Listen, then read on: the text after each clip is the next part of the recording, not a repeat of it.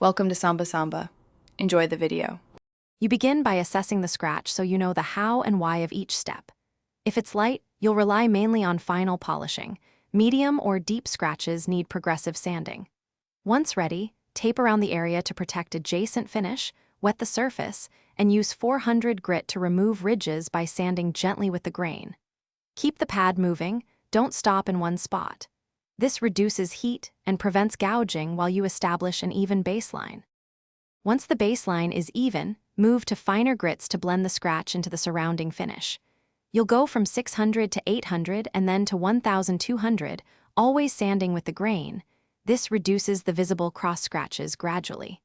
Make sure to lubricate. Water or a few drops of mineral oil helps you see improvement and prevents clogging.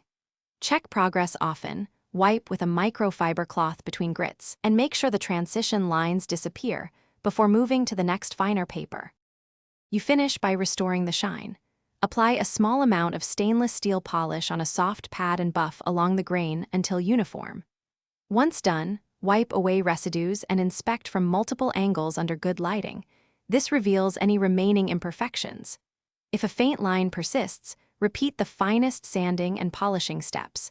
For deep gouges that never blend, consider a filler or professional repair. Make sure to clean and protect the area with a light coat of oil to prevent future wear.